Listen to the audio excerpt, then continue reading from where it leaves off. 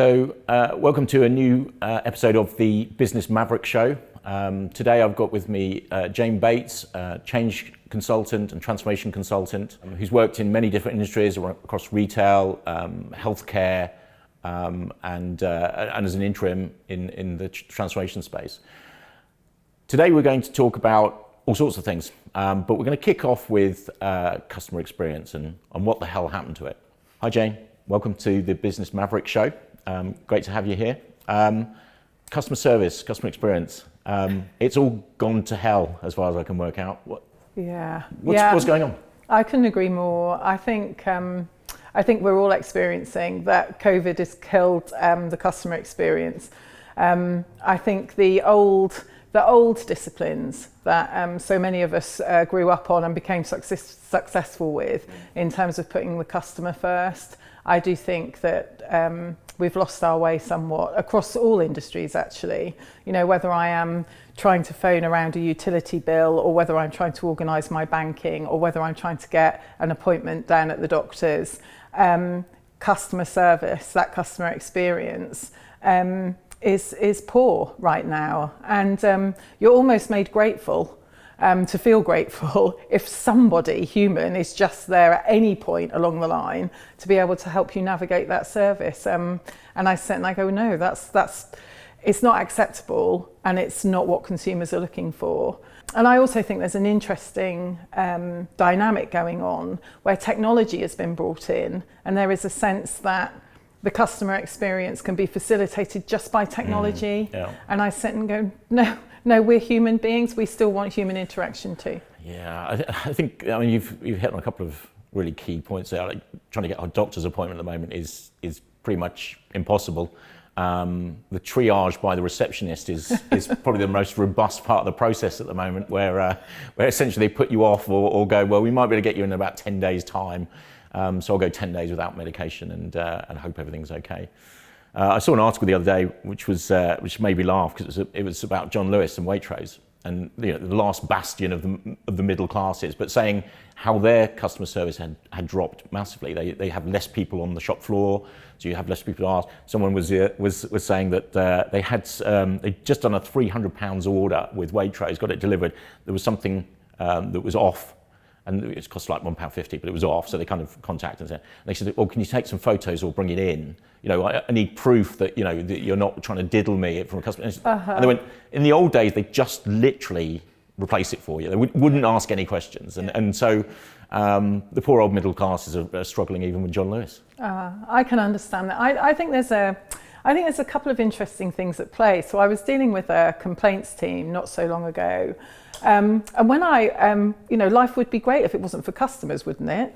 And when I started to explore just quite what they thought their role was, their answer was, well, I'm here to defend the company. And I said, gosh, you're here to defend the company. Please tell me more. And they said, well, the customers are trying to rip us off. And I said, tell me more. This is fascinating. And they had got themselves into a mindset where customers clearly wanted to rip off the organisation. They were no longer there to serve. Their role was to protect. So their body language, the way in which they were responding to customers, they were congratulating themselves on how little compensation they gave. And they had started to drop phrases from their letters like gesture of goodwill. And of course, my advice to them was, I said, gosh, I wonder, I said, as a consumer, my belief is that as a complaints team, you're as much on my side as you are on that of the organisation. You're this beautiful intermediary that I should be able to trust. But actually what I'm coming up against is I am trying to rip the organisation off. And I said, can we try a different way? I said, because I have a hunch. I said, what happens at the moment is you go back and go, no, it didn't ruin your dinner. I don't believe it ruined your dinner, that off chicken. I didn't believe it ruined your dinner. You're clearly trying to rip us off. So yes, I want you to get in your car. I want you to take the remains of that off chicken to the store to prove that it indeed, of course it, wrecked your Sunday lunch with your family. And I said, what's going to happen is for that customer who is genuine, and I said, let me tell you, people are short of time. They are not going to write a vociferous letter 9 times out of 10 to say you've wrecked a Sunday lunch. You know, they don't sit there and go, how am I going to make an extra £5 as a here? That's not people's mentality. I said, but when you then respond with your letter, which doesn't say sorry, suggests I'm trying to rip you off, and you justify all of your supply chain processes. I said, for the customer who is genuine, do you know what they do? I said, if they're me, I up the ante and I go, how dare they? How dare they? Right, now I'm going for the jugular. I said, so then I escalate it. And then you're into big money. All I wanted was an apology and my money back. Yep. But now you're distrusting me. Now I'm into big money. Now I want bigger compensation and I'm going to become a pain to you. And I said, your belief that you are protecting the organisation is misheld in 2 ways. One, it's going to cost you more because I'm going to make sure you now pay me for my time. I said, but 2, I'm never going to be that same supporter of your organisation as I was. And I said, you can't quantify that. So we shifted the mindset. We did a lot around, let's reframe your role. And, let's be clear, the leaders in the organisation could have done more to support that. But I think going back to COVID, a lot of these individuals were working from home. Their measures of success or the messages they were getting from the organisation cut cost. We have to be mindful of compensation levels, etc., etc. So in their mind, they've got themselves to the right place, what they were being measured on. Yeah. I said, let's just reframe that. So your job now is to be the customer champion. The way in which you're going to minimise the amount of money that you've got to give out is because you're going to help the supply chain understand. You're going to help the stores understand. You're going to start being the catalyst for training. You're going to start influencing change in the organisation. And I said, if you start off by compensating and saying sorry well, I promise you will see customer satisfaction go up and compensation levels go down. And that's exactly what happened. But I just thought how extraordinary that a team that have been working remotely, that perhaps haven't had the leadership, have got themselves to that place that their role was about protection of the organisation rather than service to the customer. Quite extraordinary.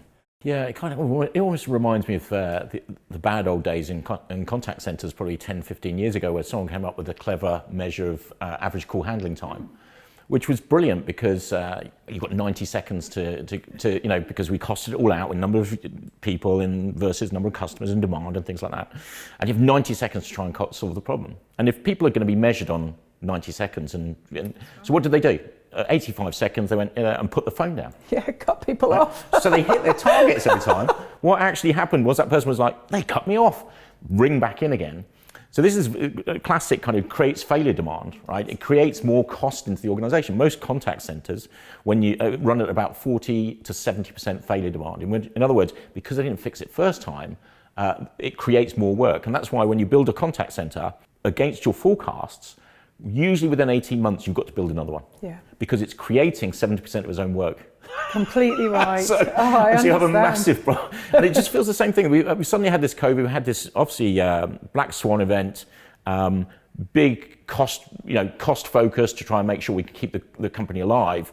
But what that's driven is the wrong level of incentives. Less people on the shop floor, less compensation given. But it's such a short-sighted and short-term fix, because we absolutely know, the old loyalty thing, I always come back to this story around, I did loads of work on loyalty, and it's good service. People love good service. Going to exceptional service makes almost no difference to loyalty, but it costs you a huge amount as a company to create exceptional service. And people will not reward exceptional service, but they punish poor service. Absolutely. And there's when we moved to where I live now, probably 8 years ago, there's a particular brand of small supermarket that's on the A4 into the town, and I used to go there, and I got such bad service there once that I'd never been back. Yeah. I will drive further. I will drive past it to another one of a different brand, and it's like it's persistent. It's in my head now. I am never going to that brand again. And it's amazing how quickly I'll punish that. The other one's not brilliant, it's just okay. That's all I need. I remember First Direct once phoned me up and said, you've been a customer of ours for 25 years. Why are you still with us? I said, because you make it relatively easy for me. You don't wow me, you're just a bank, right? But if I need a loan, I can do it in an hour. If I find a fraudulent payment on my thing, you replace it in 20 minutes. You just do everything you should do. And that's why I stay with you. I wonder if we're going to see a shift in that for exceptional service you don't get rewarded. And I wonder now, against this backdrop that customer experience is so poor everywhere, I think that we as consumers are now looking for a breakthrough. And I think great service is going to become a competitive advantage, but it's got to be great service stroke experience. If we think about the retail sector, we've been saying for ages that on the high street, the consumer needs an experience now. They don't just need to shop. We're looking at all of the online competition and people saying, well, that plays to my convenience. It's taken off. We've seen tremendous growth online. But there's something around, we are wired as humans. We want to go. I want to go and touch and feel the fabrics and have a sense of it, but I don't necessarily want to go and do it in a store where I can't find a member of staff, the merchandising is poor, and nothing is geared to me as a customer. It's me doing all the hard work. That's not what it's about. The retailers now that come out and make it easy for me, but give me an experience that engages with me emotionally, they're the ones that are going to start to win. I really object with the strongest terms. If I go into a supermarket at the moment and I've got a trolley of goods, I really, really object to the fact I'm being forced through self-service now. I do not want to self-scan 150 to 200 quid's worth of groceries. I do not want to do that. There's no alternative being offered to me. And I actually think it's really cheeky. I think it's really cheeky to expect to have to do that. Plus, the environment you're asked to do it in as a consumer, they haven't really thought about how, as a consumer, you're going to scan that many groceries, and if you're a lone shopper, how on earth you're this end and you're that end trying to pack at the same time, and nothing is big enough. That forensic view of how is this going to be for the customer, and can we check out the scenario about what's that true customer experience going to be like, which was bread and butter stuff when I was doing change 30 years ago. It's those things I go, nobody stood here and tried this. Nobody's put themselves in my shoes, because if they had done, they'd do this is nigh on impossible. And there's no fun and no experience, and it's grim. And I will avoid that. I just think it's those sort of disciplines you can see have gone by the wayside, and it's such a shame. The technology one's an interesting one, isn't it? Because let's drive everyone to self-serve because it's the cheapest channel, right? But actually some interactions are emotive and actually need human interaction because they're quite complex as well. And so this sort of push for everyone to push down self-serve. I used to work for a mobile phone company, and I'm still with them. And I had an issue the other day where my phone won't connect to the Wi-Fi on the underground. And I know what it needs. It needs another push of the internet connections to my phone. So I went on the thing, and it's like, oh, press 1 for this, and press 2 for that, and press 1 for the other. And eventually it kind of gave me some options, none of which were really there. And it went, okay, we don't think we can handle you on this. However, if you text yes to the next thing, or text engineer, someone will phone you back in 10 minutes. I went, oh God, okay. Text, off it goes. Nothing happened. No one ever got back to me. No, you fell into I'm in a loop. I'm in a technical loop where I can't get a technical solution through the IVR, which usually is really good. I do need to talk to someone. They won't let me talk to anyone because they wouldn't route it through to a person. They gave me a text alternative that said they'll get back to me, and then didn't do it. It's just terrible. I call it the doom loop. There's so many of the government websites, actually, you can't find a telephone number. It says, email here, email. And it's just, you go, no, actually, I don't even know how to frame the question or the help I need. I need somebody to tell me. I just need to explain the scenario I'm in, and trying to do that in you've got X many letters in a form. And I'm just going to sound like this mad woman. I just want somebody to come on and decipher this for me. I'm a technical Luddite. So with that said, asking me to, I'm like, my goodness me. And again, you fall into this utter doom loop. Yeah. I had a brilliant example. I had car insurance. It had gone for renewal. So I got married 3 years ago. Hadn't changed any of my banking, hadn't changed my driving licence, just hadn't updated anything. And then I bought a car in my married name, but everything else was in my maiden name. I did not understand the consequence of that decision, or the fact that I was being lazy on admin, until I'd gone to renew my car insurance, thought I'd done it all, and this car insurer wrote to me and said, we're having to cancel your car insurance with immediate effect because there are inaccuracies in the information that you've given me. I'm thinking, this is ridiculous. You've been insuring me for years. What are you talking about, inaccuracies? Well, you can't get to talk to anyone. So I thought, right, with my driving licence, golly, I'm going to need the DVLA then. So I pick up the phone to the DVLA and they're going, I kid you not, I couldn't believe this conversation. This person eventually, once I found a telephone number, and I must have waited 40 or 50 minutes to go down the queue. You are now, aren't you lucky, 138 in the queue. So you start celebrating at 50. I mean, how dire is that? How dire? But eventually got through to this person and they said, all I can tell you is your driving licence, now we've changed your name, is fine. And I said, so what? I don't understand then, because the car insurers are saying it's your problem, DVLA. No, it's not fine. You need that other agency. There's a discrepancy with the other agency. I'm going, I said, we started this, I'm going, I'm sorry, I don't understand the code thing.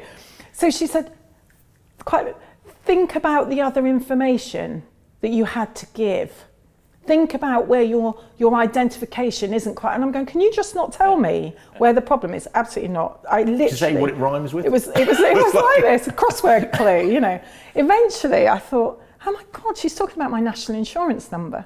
Because all of the systems and everything now talk to one another behind the scenes, I hadn't updated my national insurance number against my new name, which was causing this complete domino effect. But because nobody would tell the other agency, so I was thinking, oh my gosh, A, I'm quite intellectually bright. B, I know how to have a conversation. And I was thinking, if I didn't have those attributes and that character, which was, I'm not going to let this thing beat me. This can't be beyond the wit of man, can it? I must be able to beat it. But it took me hours. And you know what? I'd lost the will to live, and I was beyond. I couldn't understand what was going on, and it took me hours to get this whole piece. And all the time, I'm going, I'm not insured with my car. I'm not insured with my car. My goodness, I can't use my car and my car I need for my business. And no one I spoke to had any understanding or empathy for, we can see this is causing you a problem and we're going to help you. No one. And I kept getting on the phone and saying, I desperately need your help. This is what is happening. Please help me. Computer says no. Computer says it's another agency. Right. Yeah. That's the answer. It shall not be mentioned. So it's interesting, isn't it? So COVID has caused the focus for organisations to focus. Maybe I think there was some good customer service going 5-10 years ago. Actually, we were starting to really excel at it. That sort of outside-in view of the world. I think COVID's turned people's vision in an organisation round to inside out. Let's look after ourselves, let's maintain our profit levels, let's maintain our cost levels, blah, blah, blah. And we've forgotten that outside in piece. So I guess, do you have any view on who's still good at that? Who's still good at that outside in view? Or who do you think, what needs to happen to get that outside in view? Do you know, I am genuinely sitting here struggling to think of any experience I've had in the last 12 months where I go, I think they're still good. Because everywhere, or a lot of the organisations that I would have historically held with high regard, I'm sitting going, oh golly, it feels like you've lost your way. And I think it's really interesting, that piece that you say about having that outside-in lens. And a lot of organisations have gone to, we're going to look after ourselves. And you referenced profit, cost, operations. I think that's all true. And the piece I think that is missing, because we're going back to old disciplines again, I always grew up and still operate in the way today that if you look after your people and you keep your people inspired and they understand the customer outcome, and the customer outcome is framed in exceed expectation and anticipate need and put yourself in the customer's shoes, that if that's what's framed and you look after your people and you empower your people to deliver against that, you can't go wrong. And what I think at the moment is a lot of organisations have lost sight of their people. And I think the workforces of today are in such an extraordinarily tough place. We read such a lot at the moment around the impact of COVID on us as human beings. It is amplified so many things, and I think there's a real juxtaposition at the moment for many organisations between, gosh, I've got half of my workforce loving working from home, they're loving the flexibility, it seems to be serving us really well, versus the other half of the workforce who are crying out to get back into the office with people around them, to get a sense of what does leadership look and feel like, because I need to feel you as a leader because that's all part of it. I think that's very tough. So I think while you're grappling with mental health, loss of standards, cost control, what does the world of work look like, it's really hard in that sense to keep an eye on the customer and keep that as a constant frame of reference. So I'm not suggesting for one moment that any of this is an easy thing, yeah. But what I do think is go back to some of those fundamental bedrocks of change and customer experience, and look after your people and they will look after your customer. That was what I was always brought up on, and there's nothing to suggest to me that that doesn't stand any longer in this world of tech post-COVID. It's more important than ever, I think. So I think it was really interesting you talking about the way in which organisations have refocused their policies to try and make it good for them almost and save cost, and probably at the expense of the customer experience. And it always reminds me of, because we stayed in a hotel the last couple of nights, that hotels assume you're a thief from day one.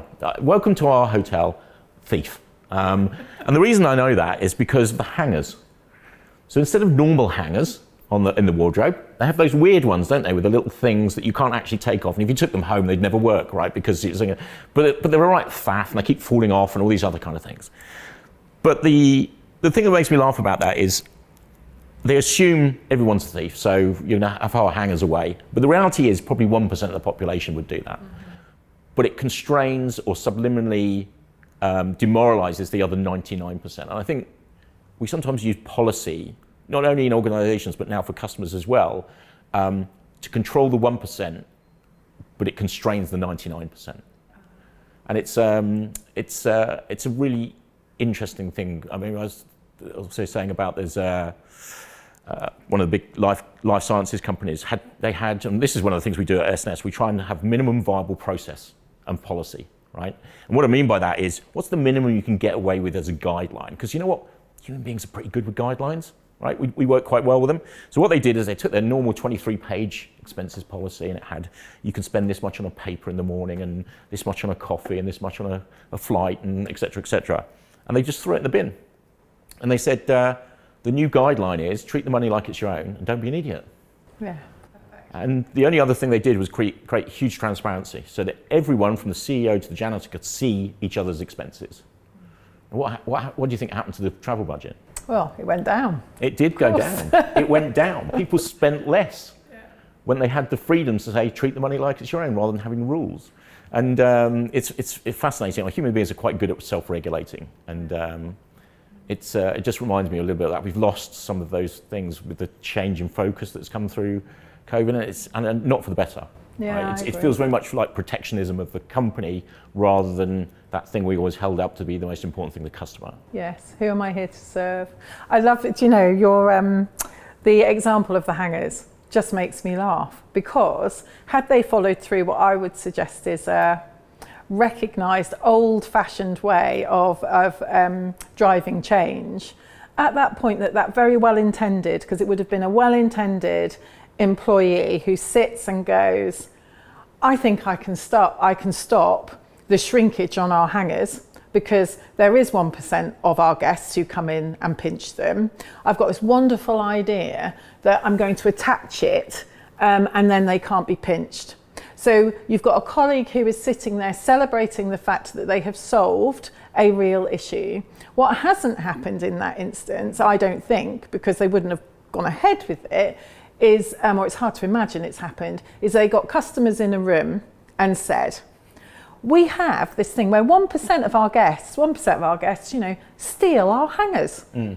So this colleague, who is absolutely innovative, creative, and wanting to do the best for our customers, has come up with this idea. Now, can we run it past you?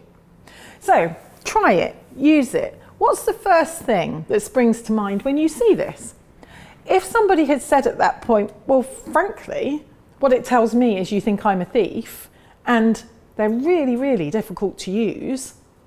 At that point, if you are sat in the organisation shoes, truly listening to your customers, you'd go, it's well intended and we love your creativity, but do you know what? This solution isn't the solution. Yeah.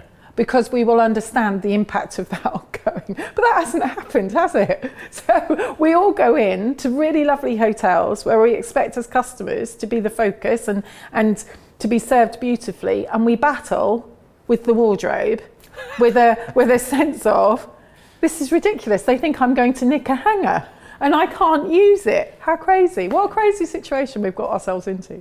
So it's really interesting you're talking about experience being so important. Sometimes experience is actually more important than the product, and especially in the next generation coming through, Gen Z. You only have to look on TikTok or Instagram. It's all about the experience, and it's interesting. You see lots of restaurants now having like flower walls and things like that, so people can take their photos and their selfies and stuff. Look, I'm at the Ivy, all that kind of thing.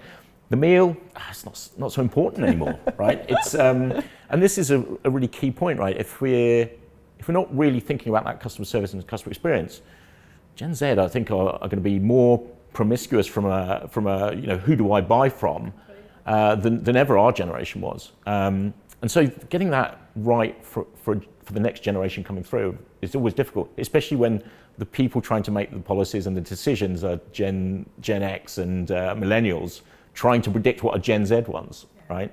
It's a big blind spot as far as I see. A huge blind spot, but it takes you to, again, an old discipline. If you are creating a new customer proposition and you know that Gen Z have got a very different expectation of a product or service, or they have different wants now, what do? You co-build it, you co-create it with that population in the first instance. And again, I'm looking round at organisations at the moment going, my gosh, you're not anticipating, you're not seeing the consumer, you're certainly not co-creating with them, you're pushing something out to them, which means you're missing that ingredient. What is it? And I would, I sit here, I'd be really disappointed if I thought that Gen Z in their ability to be promiscuous, it means actually they are still having to compromise what they can expect because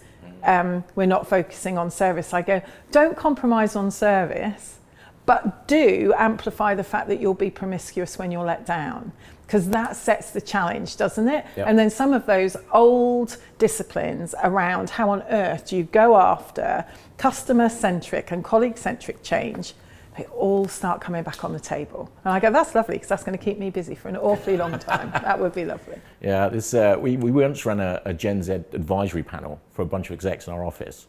It was fascinating. So there was this 18-year-old guy who was talking about, these execs were talking about their companies. What does your company do? This guy was a banking executive, and he goes, we're a bank, we do mortgages, we do loans, and blah, blah.